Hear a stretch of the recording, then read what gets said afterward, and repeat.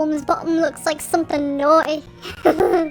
Which I guess is reasonable, but after doing some research, I found out that Castform's odd body shape could have been intended to look like an H2O molecule, which makes sense considering Castform is the weather Pokemon and changes forms depending on the weather conditions present in battle, which, by the way, are so cool. Castform was the original form changer and all of its forms are rockin'. Honestly, the only thing that I dislike about Castform is the fact that its different forms have no shiny differences, even if the Castform is shiny. Don't lie to me. How can your little mask thing still be white under there if you're meant to be shiny?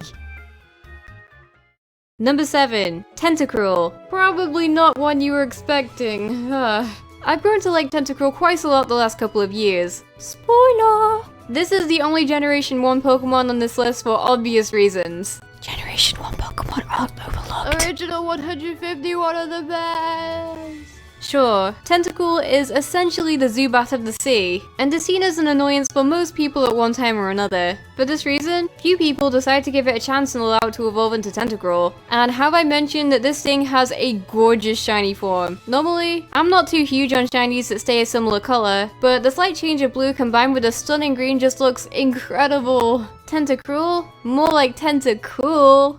Oh wait, that's a Pokemon too, never mind. Number 6. Carnivine. It seems that single-stage Pokemon are some of the more likely ones to be left out, and Carnivine isn't the last. At face value, it's easy to understand why Carnivine is overlooked. In the game it was introduced in, it can only be found in the Great Marsh, but not really. The Great Marsh has this weird system where in each area there's one encounter slot that changes every day. Long story short, even if you visit the Great Marsh during your first playthrough, there's a good chance you won't find one. But I've always liked Carnivine. Its silly expression just makes you want to laugh too. You've probably noticed a recurring theme in some of my list ranking Pokemon. If I like it shiny enough, then it makes me like the Pokemon itself a whole lot more. Make it look shiny. There's a lot more where that came from in this list though, trust me. Carnivine Shiny gets a special sticker from me though. I know a lot of people aren't into grass types turning brown when they're shiny, but I love it because it gives it more of an autumn type feel. Exeggutor, Chikorita, Shroomish, and Carnivine are all shinies I like a lot for this reason.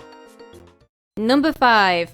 Relicanth. Relicanth is another one that follows a particular trend. It seems that having a low encounter rate, or being found in an obscure location can sometimes work out in a Pokemon's favor popularity-wise. Absol, Feebas, Chansey, and Mareanie are all prime examples of this. But at the same time, having a Pokemon pop up less in a game can often mean that people will forget about it more easily. Relicanth can only be found underwater at a 5% encounter rate. The underwater is a pretty obscure place in itself, but it also has a much lesser encounter rate than regular patches of grass, meaning that you won't encounter many Pokemon here at all during a playthrough. Relicanth does get a little bit of spotlight, being required to unlock the Regis, but aside from that, few people talk about it. Relicanth also has one of the more interesting Pokemon origins too, being based on the real-life Steelacanth. Dubbed a living fossil, the Steelacanth is thought to have been on Earth mostly unchanged for hundreds of millions of years. This carries on into Relicanth's lore too, with its Pokedex entry stating that it's remained unchanged for over 100 million years. Relicanth Shiny is also beautiful, particularly in Generation 3 because I love that sky blue color, it's gorgeous.